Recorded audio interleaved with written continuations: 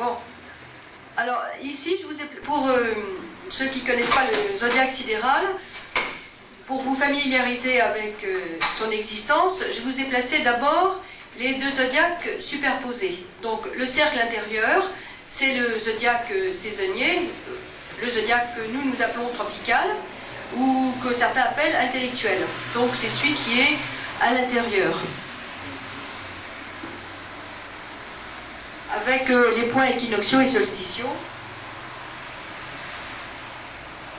Voilà. Et à l'extérieur, décalé de 25 degrés, c'est-à-dire, c'est le décalage actuel, le zodiaque des étoiles que nous appelons zodiaque sidéral par opposition au zodiaque tropical.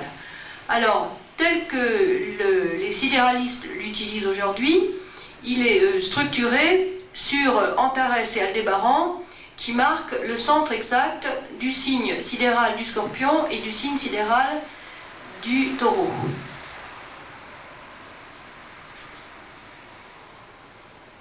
Alors ça, au cours des siècles derniers, les sidéralistes n'étaient pas tout à fait d'accord sur la structure stellaire, et il y avait des petits décalages de 1 ou 2 ou 3 degrés, suivant les écoles hindoues ou les écoles occidentales. Mais depuis à peu près 20 ans, il y a un consensus chez les sidéralistes donc, qui structurent leur zodiaque de cette façon. Alors maintenant, le tout est de savoir pourquoi le zodiaque sidéral a été structuré comme ça, historiquement d'où ça vient, et de voir si cette structure est cohérente.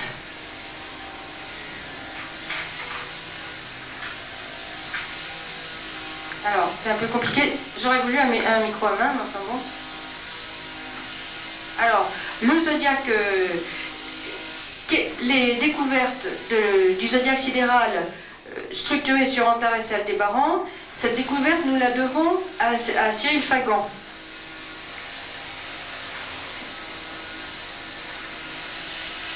Voilà, alors voilà notre zodiaque sidéral. Cyril Fagan, au début du siècle, au milieu du siècle, a fait des recherches sur le zodiaque babylonien et sur les textes grecs et latins. Et en lisant tous les textes grecs et latins, on s'est rendu compte, peu à peu, que justement les Babyloniens, entre le XIe siècle avant notre ère et l'ère chrétienne, pratiquement, structuraient le zodiaque de cette façon. Pourquoi? Eh bien, à travers les textes grecs qui décrivaient la sphère céleste, à partir d'Aratos, les Grecs plaçaient le point gamma tantôt à 15 degrés du Bélier, tantôt à 12, tantôt à 10, tantôt à 8, tantôt à 5, tantôt à 2. Et il ne plaçait pas le point gamma parce qu'il ne parlait pas du point gamma, mais il parlait de l'arrivée du printemps. Alors,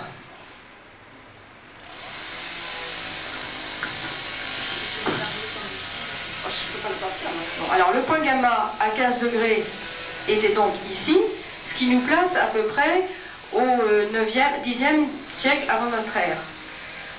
Ensuite, on avait des textes qui disaient que l'équinoxe du printemps arrivait quand le soleil était à 12 du Bélier, à 10 du Bélier, à 8 du Bélier, à 5 du Bélier et à 2 du Bélier. Or, les auteurs babyloniens auxquels les Grecs se référaient,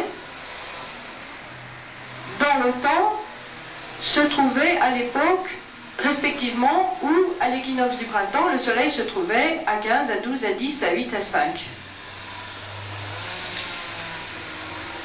Voilà, on m'avait mis quelque chose sur mon transparent.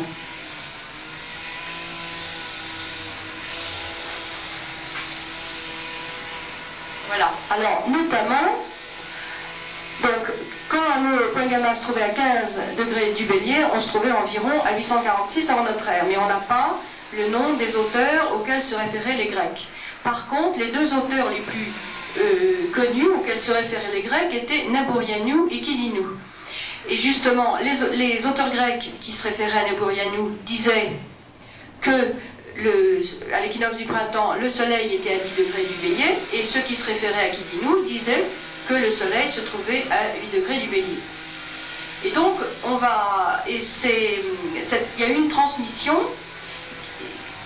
de cette position du soleil à l'équinoxe du printemps, qui s'est transmise à travers les siècles, sans que les Grecs comprennent de quoi il s'agissait, puisque on trouve les auteurs grecs entre le 4e siècle avant notre ère et au 5e siècle de notre ère, qui disent toujours qu'à l'équinoxe du printemps, le soleil est à 8 degrés du bélier, c'est-à-dire qu'ils connaissaient mal le phénomène de la précession des équinoxes, alors que visiblement, les Babyloniens connaissaient le phénomène de la précession des équinoxes.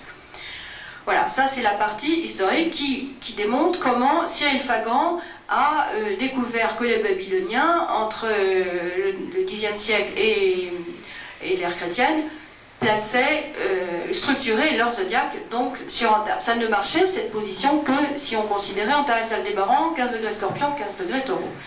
Et à partir de là, les sidéralistes ont dit ben, on a tout trouvé, tout va très bien.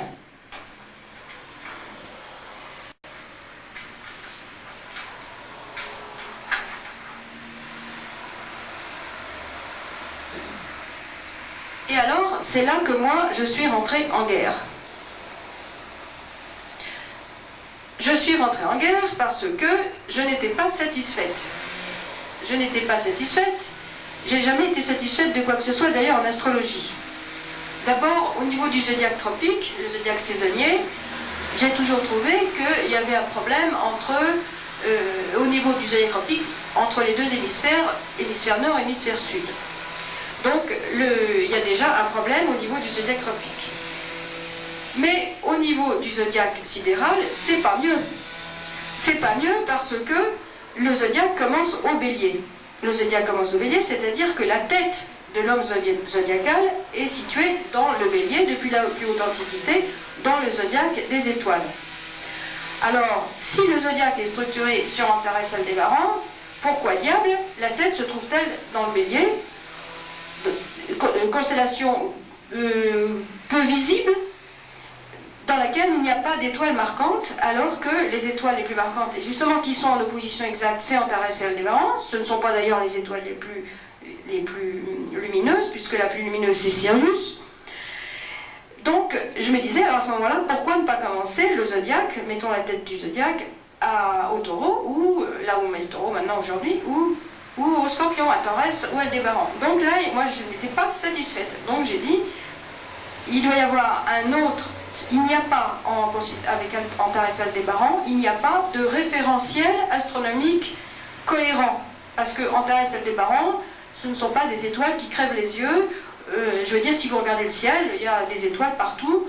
On ne peut pas dire qu'on soit ébloui par une structure particulière. Voilà, en fait, voilà, c'est comme ça, il y a des petits points, et puis les boules qui tournent au milieu, ce sont les étoiles. Donc on ne voit pas où est le commencement et la fin dans cette histoire. Donc je me suis demandé s'il n'y avait pas un autre référentiel astronomique qui aurait pu, peut-être même avant les Babyloniens de l'époque relativement récente, avoir structuré le zodiaque sur un autre référentiel.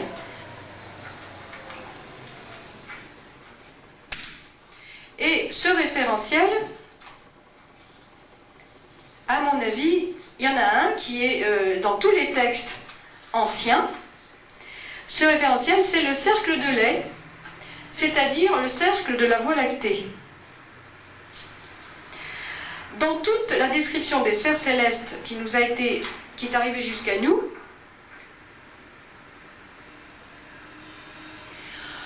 les astrologues nous ont décrit les différents cercles de la sphère céleste. Alors, il y a l'équateur, il y a le cercle de l'écliptique, et toujours, absolument toujours, le cercle galactique qui est décrit très précisément par tous les auteurs, et donc depuis Aratos et les compilateurs jusqu'à Manius. Donc, ça c'est une vue du cercle galactique vue du côté du Scorpion et du Sagittaire. Donc le cercle galactique part, si on le regarde comme ça, de la région proche du pôle, près de Pégase en réalité, descend entre Vega et le Cygne, et il traverse donc l'équateur céleste, et puis il passe entre la constellation du Sagittaire et la constellation du Scorpion, et il passe à travers Ophiuchus, qui est le porteur du serpent. Et il passe également, à cet endroit-là, se trouve la constellation de l'Autel, qui est la partie la plus lumineuse de la Voie lactée.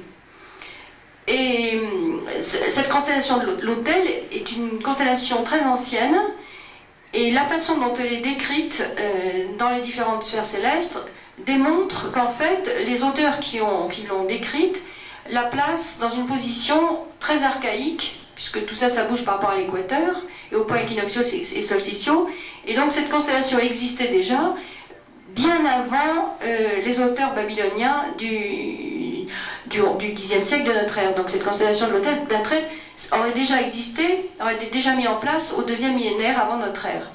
Or, cette constellation de l'Autel est décrite par les astronomes modernes comme étant à l'envers. Par exemple, Flammarion dit c'est très bizarre que l'Autel soit mis à l'envers parce que les flammes se dirigent, quand on regarde la sphère céleste, elle est sans dessus-dessous. Et en réalité, les flammes de la constellation de l'Autel se dirigent vers le centre galactique. Alors, or, le cercle de lait, donc, qui a été décrit très précisément, et c'est un référentiel astronomique qui crève les yeux. Je veux dire, on ne peut pas ne pas voir la Voie lactée dans le ciel. Or, si on s'intéresse à la mythologie, on s'aperçoit que la Voie lactée dans l'Antiquité, qui était décrite comme le fleuve céleste, avait une importance considérable. On la trouve en Inde dans les Védas, donc qui sont les textes les plus anciens. Dans les Védas, elle est donc, et on la trouve donc en Égypte, c'est le fleuve qui se reflète sur le Nil, sur la terre. C'est le fleuve sur lequel navigue la barque d'Osiris et d'Isis. C'est le navire Argo chez les Grecs. D'ailleurs, sur la sphère céleste, vous trouvez le navire Argo qui part à la conquête de la toison d'or, c'est-à-dire du Soleil. Sa quille est placée sur le pôle sud galactique, donc sur la Voie lactée. Apparemment, les anciens connaissaient la nature de la Voie lactée, puisque dans la mythologie, Héra, déesse du ciel, donne son lait à Hercule, puissance du soleil, et son lait, c'est donc la Voie lactée. Et ce qui est intéressant aussi, c'est que les anciens racontaient que le soleil naviguait sur la Voie lactée. Or, le soleil, dans le zodiaque, ne navigue pas sur la Voie lactée. Il navigue sur la Voie lactée, astronomiquement parlant, quand le soleil se dirige dans notre galaxie, mais ça ne se voit pas comme ça. Donc il semblerait qu'en fait qu'il y a eu une connaissance perdue, et que en fait mon hypothèse était donc que la Voie lactée était le référentiel astronomique que les anciens avaient utilisé pour structurer le zodiaque sidéral, et que si par-dessus le marché on prenait l'Autel comme point de référence, approximativement, eh bien, Antares Aldébaran pouvait être des repères intéressants. Mais tout ça ne donnait pas pourquoi à tel endroit on avait mis le Sagittaire, pourquoi à tel endroit on avait mis le Bélier, pourquoi la tête de l'homme zodiaque était dans le Bélier, etc. Et ma recherche est donc partie de toutes ces énigmes, c'est-à-dire pourquoi les anciens avaient donné tant d'importance à la Voie lactée, pourquoi la constellation de l'Autel, qui bizarrement s'appelait le Temple du Monde et marquait le centre galactique, et pourquoi le Bélier était au Bélier, et pourquoi là où il y avait le Bélier, il y avait la tête de l'homme zodiaque. Donc je suis partie de là, et mes recherches ont duré pas mal d'années, jusqu'à ce que j'arrive à une série d'hypothèses. Donc c'est ça que je vais vous montrer.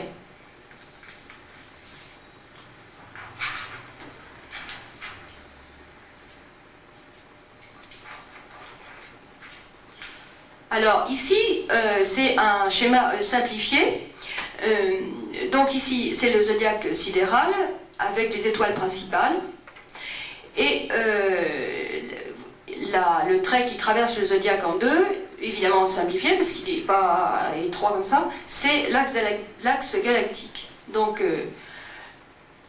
le flux galactique, qui est, je dirais, qui se visualise sous forme de la Voie lactée, entre dans le système solaire, par Ophiuchus, à travers Ophiuchus, entre la constellation du Scorpion et la constellation du Scorpion marquée par Antares, et la constellation du Sagittaire. Et il ressort, parce qu'il y a une direction, je veux dire, il entre par Ophiuchus et il ressort de l'autre côté, entre la constellation des Gémeaux et les cornes du Taureau. Les cornes du Taureau qui sont là, et les Gémeaux qui sont là. Et la constellation de l'Autel, eh bien, elle va se trouver justement à l'entrée du flux galactique. Alors maintenant, autre chose intéressante, c'est que les anciens nous ont toujours raconté que le Dieu, c'est-à-dire la lumière créatrice, était représenté souvent par un delta, c'est-à-dire un triangle équilatéral.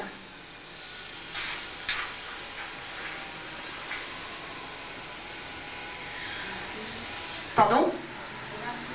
Oui. Alors, donc, dans le livre de l'astronomie d'Hyginus, qui est à peu près de l'école de l'époque de Manilius, Hyginus nous décrit les constellations et nous explique l'origine du nom donné à certaines constellations. Or, à 120 degrés de l'entrée du flux galactique, nous trouvons la constellation du Triangle, qui se trouve au-dessus de la tête du Bélier. Et cette constellation, dit Hyginus, s'appelle aussi Delta. Elle s'appelle Delta par référence à Zeus, Dios, Delta, Iota, Omicron, Sigma en grec, et que donc la lettre qui indique Dios, Zeus, c'est donc un delta, et il dit c'est parce que la division en trois, le triangle équilatéral, est fondamentale. Donc, or, on a aussi Ammon, Jupiter, à tête de bélier. Alors, donc, et cette constellation s'appelle aussi la porte des dieux, Porta Deorum en latin. Et l'autre chose intéressante, c'est que à 120 degrés à nouveau du centre galactique, de l'entrée du flux galactique, dans la direction du centre galactique, on a le fameux monomère que les tropicalistes placent en lion en tropical, mais qui semble venir du zodiaque sidéral, puisqu'il vient des hindous, ce degré monomère. On a donc à nouveau un triangle avec un œil dans un triangle. Et donc, j'ai donc pensé que le flux galactique pénétrant dans le système solaire par un mécanisme inconnu, mais qui restait à découvrir, se projetait de 120 degrés en 120 degrés, en quelque sorte venant du ciel, mais se projetant d'abord sur le bélier, donc pouvait donner le commencement du zodiaque au bélier. Mais c'était encore très, très, très flou dans ma tête. Mais, donc ici c'est le zodiaque sidéral. Mais il y a eu une autre chose, c'est que ce qui m'a fait penser que peut-être il fallait continuer dans cette direction, c'est que le Sagittaire, le Sagittaire et Jupiter sont en rapport avec le Père des dieux. Jupiter est le Père des dieux et le Père des hommes. Or, le Sagittaire dans la tradition représente les organes sexuels mâles et Jupiter et le Sagittaire représentent la semence masculine. Or, la Voie lactée, dans toutes les traditions, représente le soma, bien sûr, qui est la boisson des dieux, la nourriture des dieux, c'est-à-dire la substance extra du ciel qui nourrit les étoiles, parce que les dieux sont les astres, mais en même temps, c'est la semence du ciel, donc, et qui a son équivalent sur la terre, qui va se projeter sur la terre, la semence qui va donner naissance aux êtres vivants. Et donc, si on projette l'homme zodiaque sur la Voie lactée. Cet homme zodiaque semblant très ancien, par exemple, Schweller de Lubitsch dit que, lui, il dit que ce sont les Égyptiens qui ont placé l'homme zodiaque en premier, mais on ne saura jamais si c'est les Mésopotamiens ou les Égyptiens, parce qu'on a quand même des grosses lacunes. À ce moment-là, si on place la semence masculine à l'entrée du flux galactique, ce qui paraît logique au niveau des analogies, eh bien l'homme zodiaque, à ce moment-là, en allant dans le sens des signes, eh bien on va avoir la tête au niveau du bélier. Or, justement, si on regarde le découpage de l'homme zodiaque par rapport aux signes, il est complètement irrégulier. Et il ne s'explique qu'avec justement la Voie lactée comme structure. Alors, en effet, parce que je n'ai pas de transparent pour mon homme zodiaque, parce que je l'ai oublié.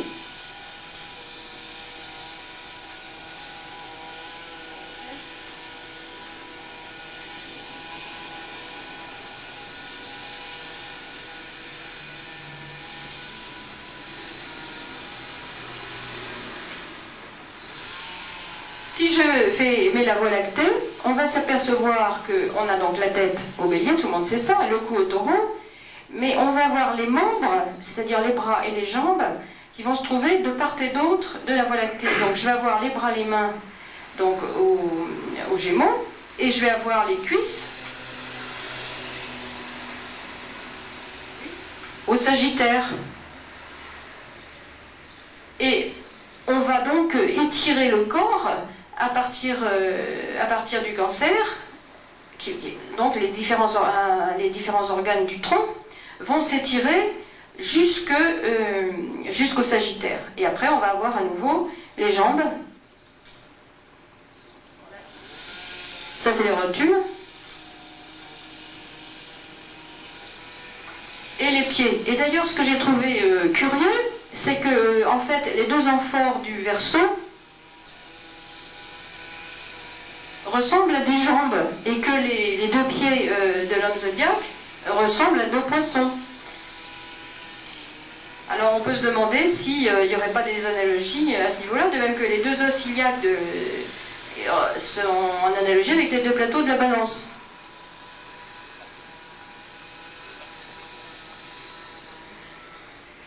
Et bon. Donc ça à ce moment-là, je trouve que ça commence à s'éclairer la structure du zodiaque sidéral. Alors, c'est très important cette structure du zodiaque sidéral parce qu'il s'agit de le caler correctement. Et le caler correctement, ça n'intéresse pas que les sidéralistes, puisque tous les gens qui s'intéressent au changement d'air et au déplacement du point gamma, c'est-à-dire le déplacement du zodiaque tropique par rapport au zodiaque sidéral, obligatoirement doivent caler correctement le zodiaque sidéral pour savoir à quel moment, par exemple, on va rentrer dans l'ère du Verseau. Et si on prend le centre galactique comme point de référence, par rapport à l'axe Antares-Aldébaran 15, on va avoir un décalage de 2 degrés, si bien qu'aujourd'hui, le point vernal, qui, en prenant la référence Antares-Aldébaran, se trouve à 5 degrés du poisson sidéral, ben, va se trouver à 3 degrés. Ça veut dire qu'on est beaucoup plus près, en fait, de l'ère du Verseau, pour ceux qui s'intéressent à ça, que si on prend Antares-Aldébaran. Et puis, donc, une fois que j'avais fait ces petits dessins, j'étais très contente de moi. Je me suis restée plantée là-dessus et je me suis demandé si on ne pouvait pas trouver encore d'autres histoires intéressantes qui placeraient le commencement et la fin du zodiaque sidéral autrement que par rapport à Antares-Aldébaran. Comme disait Ptolémée, un cercle n'a ni commencement ni fin, mais c'est un serpent qui se mord la queue, donc il a une tête et une queue. Donc moi je voulais savoir à quel endroit la tête mordait la queue. Et alors, donc, je me suis penchée sur Hipparque. Or, Hipparque, avant qu'on soit arrivé à l'ère du Bélier, disait, lui, qu'on était arrivé, qu'à son époque, on était déjà... le point gamma se trouvait à 0 degré du Bélier. Or, à son époque, je n'ai pas la bonne carte, ça fait rien, à son époque, le point gamma se trouvait exactement sur une étoile qui s'appelle l'étoile du lien, qui est l'étoile du sommet formée par les deux poissons. Or, les anciens avaient laissé des textes par rapport à cette étoile du lien en racontant que là c'était un point très important du zodiaque. Il y avait un méridien X qui ne savait plus à quoi attribuer, qui se trouvait là. Or, certains disaient, mais bien longtemps après, ah ben c'est parce que c'est là que commence le soleil se trouve là au moment de l'équinoxe du printemps. Or, pas du tout, puisque cette étoile du lien existait déjà à Babylone bien avant que le soleil se trouve à 0 degré du bélier à l'équinoxe du printemps. Donc, j'ai pensé donc qu'il y avait un autre courant traditionnel pour donner le commencement à la fin du serpent Ouroboros que cette fameuse axe Antares Aldébaran. Parce que l'étoile du lien se trouve c'est-à-dire elle se trouve déjà dans les étoiles du bélier. On n'est pas, elle se trouve à l'époque du parc, donc ça doit faire 3 degrés. Et puis, il y a encore une étoile qui se trouve à 2 degrés du lion, je crois que c'est 2 degrés du lion, qui s'appelle l'angle. Donc, ça me recale encore par rapport à mon centre galactique. Bon. Mais, comme moi, j'étais encore pas satisfaite, parce que j'ai une formation scientifique, puisque j'ai fait des études de biologie, et je me disais, mais bon, c'est très joli ce triangle, mais ça ne me donne pas vraiment d'explication. Ça me donne des analogies, des hypothèses de recherche, mais ça ne me donne pas véritablement d'explication. Alors, voilà le premier petit dessin que j'avais fait. Je ne sais pas si c'est peut-être une espèce d'intuition. Je me suis dit, ça doit tourner comme ça, parce que tout tourne, donc c'était pas très intelligent comme truc, mais bon, je me disais, c'est tout ce que j'avais trouvé, ça doit tourner comme ça. J'avais fait un petit dessin comme ça. Et puis peu de temps après, un an après, à peu près, je suis tombée sur un article de La Recherche.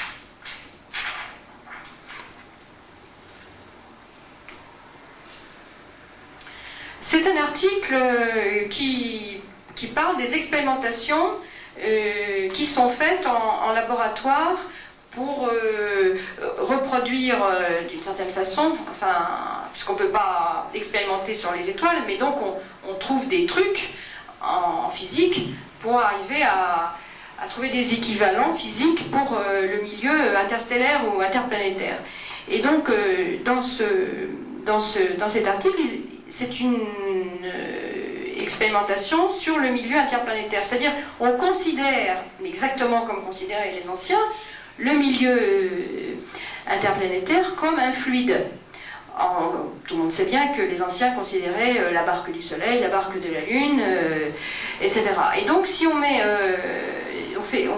donc, ils voulaient savoir, nos scientifiques contemporains voulaient savoir comment, quelles figurent les mouvements des atmosphères planétaires, quels mouvements on pouvait déterminer dans un milieu fluidique tournant. Et donc, suivant la vitesse de ce mouvement fluidique tournant, eh bien, on avait des images différentes. Donc, on commence à petite vitesse, et donc j'ai retrouvé donc mon image. Et puis, j'en ai parlé à une astronome, que je ne nommerai pas, parce que c'est une de mes clientes et qu'elles ne peuvent pas dire qu'elles consultent des astrologues. Et donc elle m'a dit, oui, c'est pas idiot votre affaire, pourquoi pas. Et puis, à Bruxelles, il y a Laurent Dallès qui nous a parlé de sa conception des énergies zodiacales. Elle a dit, il n'y a pas, les signes ça veut rien dire, il n'y a pas d'énergie particulière, les étoiles n'en voient rien du tout, tout ça c'est complètement idiot. Il n'y a qu'une source d'énergie véritable qu'on pourrait à la limite considérer, c'est l'entrée du flux galactique dans le système solaire. Donc il apportait en quelque sorte de l'eau à mon moulin. Et donc il disait, ben voilà, le flux galactique pénètre entre le Sagittaire et le Scorpion, et c'est une violence intense, et donc là on pourrait peut-être voir quelque chose. Mais il ne s'est pas intéressé à la mythologie, puisque même il croit que le zodiaque tropical est antérieur au zodiaque sidéral. Ce qui n'est pas du tout alors qu'historiquement le zodiaque sidéral est bien antérieur au zodiaque tropical, puisque même Ptolémée disait qu'on avait attribué aux dodécatémories, c'est-à-dire aux divisions du zodiaque en 12 à partir du point vernal, on avait attribué par abus le nom des signes. Ça c'est pas dans le tétrabible, c'est dans l'Almageste. Voilà ce qu'il dit exactement. Bon, ça c'est la traduction. C'est l'Almageste chapitre 7. nous nous conformerons à l'usage, nous nous conformerons pour des raisons mathématiques, hein, nous nous conformerons à l'usage abusif de donner les noms des signes d'animaux aux dodécatémories, c'est-à-dire les signes tropiques, du cercle oblique, comme si leur commencement était pris juste près des points tropiques. Et donc, dit-il, nous appellerons Bélier, pour les besoins de la cause, la première dodécatémorie à partir du point équinoxial du printemps. Donc, Ptolémée, bien que dans le Tétrabible, on ne comprend pas trop ce qu'il raconte, on a l'impression qu'il faut utiliser le zodiaque tropique, savait très bien que les signes d'animaux Bélier-Taureau appartenaient au zodiaque sidéral et non pas au zodiaque tropique. Mais je ne veux pas dire par là qu'il faut utiliser tel ou tel zodiaque. Moi, mon but ici, c'est d'expliquer l'architecture du zodiaque sidéral. Vous en faites ce que vous voulez.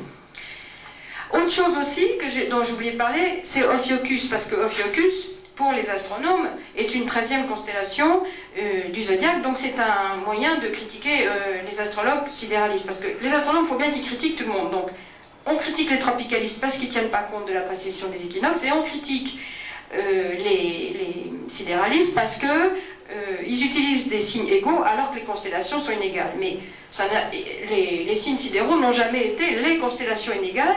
Les constellations inégales sont des points de repère, des moyens mnémotechniques. Quant à Ophiuchus, il n'a jamais fait partie du zodiaque. C'est une clé donnée par l'explication du mythe, parce que justement Ophiuchus porte un serpent. Or, et quel serpent il porte? Ophiuchus se trouve debout sur l'écliptique et il porte un serpent qui s'enroule autour de sa taille, qui se noue à l'endroit où se noue le cercle galactique avec le cercle écliptique. Alors, Ophiuchus, je l'ai mis en rouge. Ça, c'est la reconstitution du ciel du temps d'Hipparque, reconstituée par... on trouve cette carte partout dans les belles lettres, dans les ouvrages sur la sphère céleste, dans les belles lettres. Donc, je ne sais pas de quel livre exactement il est extrait, mais parce qu'on le trouve au moins 10 fois. Donc, on voit bien Ophiuchus en rouge. Il n'était pas dans le zodiaque. D'ailleurs, il est possible qu'il y ait eu des Grecs qui aient cru qu'il fallait l'intégrer, puisque il y a un texte qui dit chaque année on procède au sacrifice d'Ophiuchus parce que c'est le 13e et qu'il doit mourir. Donc ça, c'était histoire de bien se mettre ça dans la tête. D'ailleurs, Hyginus dit les anciens avaient la manie de tout diviser en 12, donc il y a toujours eu, c'était 12 signes, ça n'a jamais été 13, et les 12, ça n'a jamais été 11 non plus, c'est toujours été 12, et en rapport avec les différentes phases de la Lune.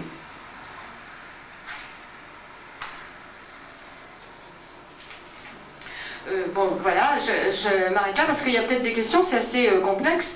Et il faut savoir aussi que donc le zodiaque sidéral hindou, comme le zodiaque sidéral des astrologues, n'est pas le même que celui des agriculteurs biodynamiques. Alors, le zodiaque des agriculteurs biodynamiques est intéressant parce qu'ils l'utilisent, eux, pour leurs plantes. Mais j'ai mis donc à l'intérieur le cercle tropical saisonnier. Le cercle suivant, c'est le cercle sidéral des signes égaux. Et à l'extérieur, c'est le cercle des constellations utilisées par les agriculteurs biodynamiques et qui suivent les constellations inégales. Avec par exemple cette Vierge qui était immense, alors qu'en fait les limites de la constellation de la Vierge, on ne les connaît pas, celles de l'Antiquité. D'ailleurs, il y a un petit dessin babylonien sur une brique où la Vierge est debout, alors que elle est debout d'ailleurs sur la constellation de l'Hydre, avec le corbeau, alors que aujourd'hui on la dessine couchée. Alors tantôt on la dessine couchée, tantôt on la dessine debout. D'ailleurs, les Babyloniens ne dessinaient pas les constellations comme de nos jours. Ils dessinaient les personnages mythologiques et puis ils accolaient des petits ronds qui indiquaient le nombre d'étoiles de la constellation en question. Donc c'est aujourd'hui seulement qu'on fait des beaux petits ronds sur les étoiles et qu'on les relie par des petits traits. Ce qui prouve bien que les constellations n'ont rien à voir avec le nom attribué aux constellations n'a rien à voir avec le dessin qu'elle représente, mais avec ce qu'elle symbolise, soit astronomiquement, soit astrologiquement. Voilà.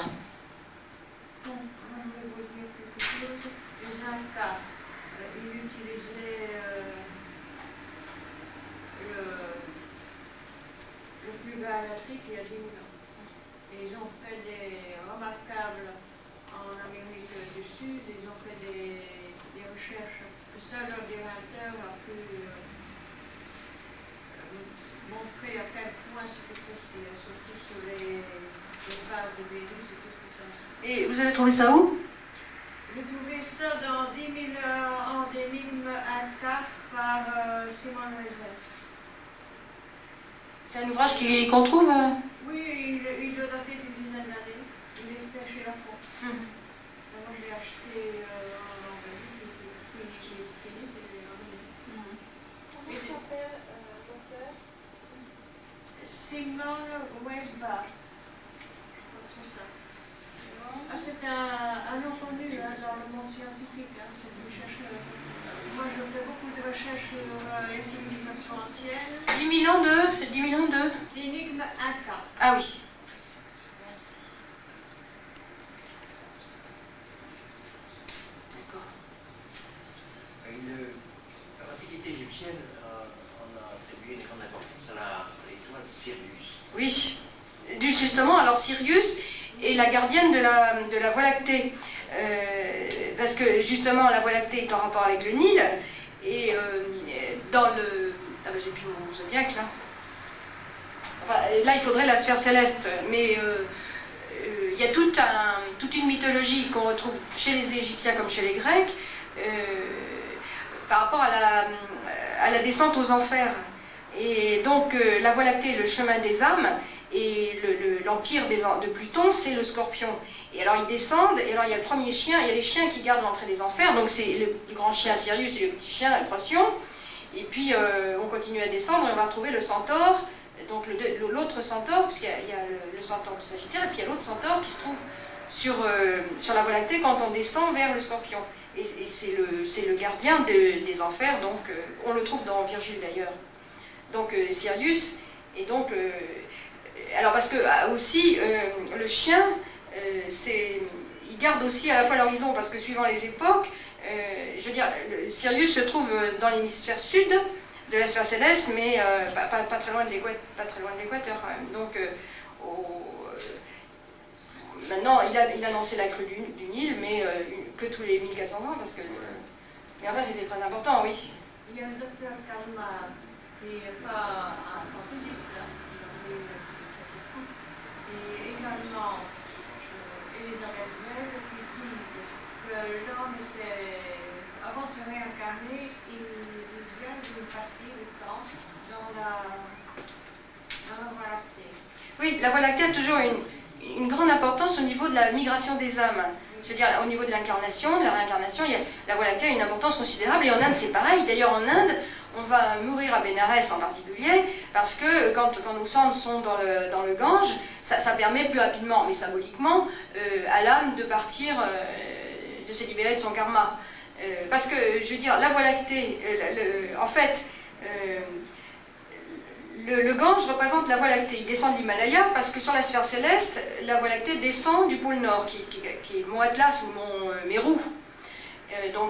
Et puis, la Voie lactée donne la naissance au Soleil et à la Lune. Et donc, Shiva, qui est le dieu de Bénarès, donc à la Voie lactée qui lui sort de la tête, on voit un petit jet d'eau comme ça, il a le croissant de Lune qui est comme ça, il est sur son tigre, et sur sa peau de tigre, avec ses clochettes, tous ses bras, tout ça, et à Bénarès, la ville est en amphithéâtre, face à l'est, et en plus de ça, le Gange dessine un croissant de lune argenté, puisqu'il est rempli d'eau.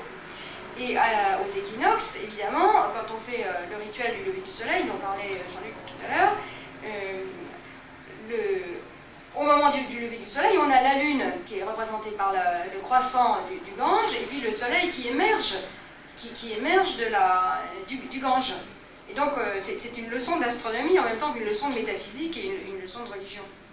Et parce que tout ça, ça se lie étroitement en Inde. D'ailleurs, un astrologue est forcément un tantrika. Ça n'existe pas un astrologue qui n'est pas tantrika. Je veux dire, il apprend à faire sa respiration par rapport aux canaux solaires et lunaires, il va sentir les astres en lui-même, et à la limite, il va finir par vous dire vous avez un Jupiter fulminant alors qu'il n'a pas monté le thème. Vous avez une chose à dire sur l'astrologie indienne? Je pense que la Voie lactée, qui sont représentées par le fleuve de l'île, pourrait correspondre aussi à l'océan anglais qui va rater dans la mythologie Oui, tout à fait. hindoue, par les forces assyriques et véliques. Et là, c'est en rapport aussi avec le dragon et les luminaires.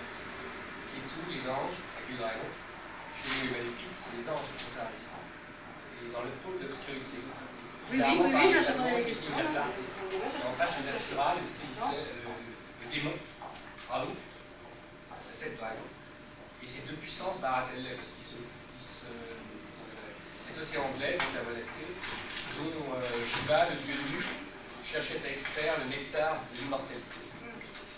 Alors, nous allons passer maintenant